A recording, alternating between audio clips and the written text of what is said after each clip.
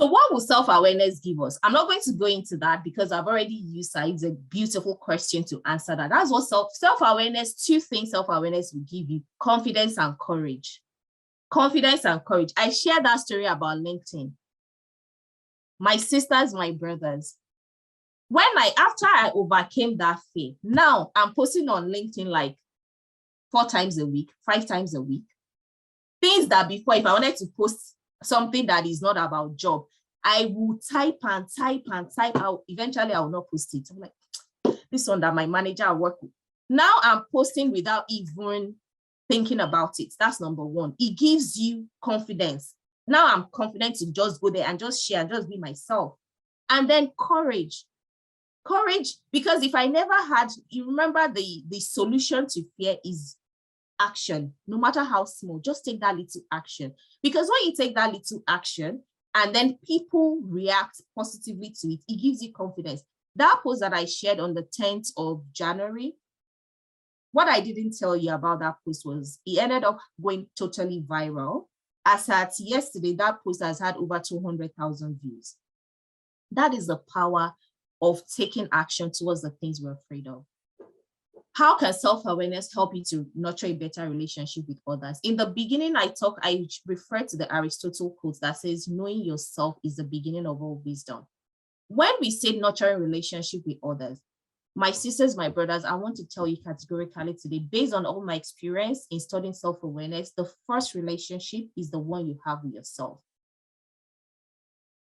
And for some of you that have the view that the first relationship is the one you have with your creator, either way, whether your creator, let's say with the creator and yourself, we cannot have an authentic relationship with our parents, with our potential spouse, with our current spouse, without having a relationship with ourselves.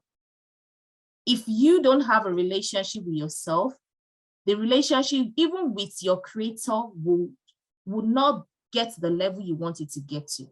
The reason some of us say, oh, I'm going to take all my money and go for Hajj and go for Umrah is because we've reached that level of awareness that instead of traveling to Dubai, I want to use this to worship in service of Allah. I want to use marriage as an act of worship. It all starts from within. So we start from having a relation with ourselves. And I've said, I gave us 4 examples today. Our vision, having clarity, what exactly do I want in my life, in my career, in my marriage, in my health? How do I want to look? There's so many, we need to be clear. What do you really want? You've got one life. What do you want to do with that one life you've got? That's vision. Then I talked about values. That internal GPS that should help you to guide important decisions you want in your life. Then I talked about your passion. What is that one thing that you cannot stop talking about? And how are you going to ensure that you do it? I can wake up and I love training. I love helping people. This is me being my authentic self.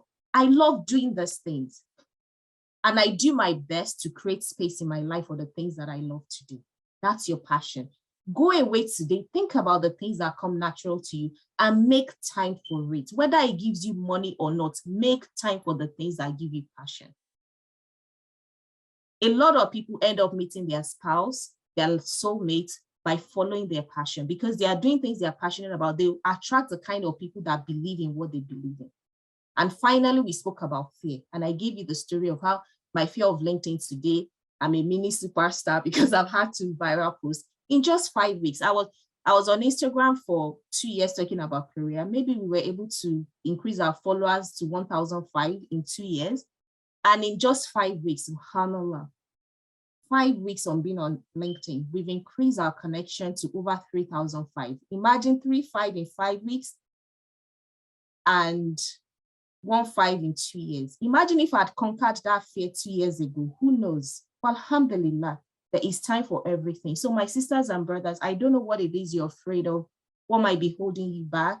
Maybe it's fear of unknown, whatever it is, just give yourself that little courage to take action towards that thing that is holding you back, that you're afraid of.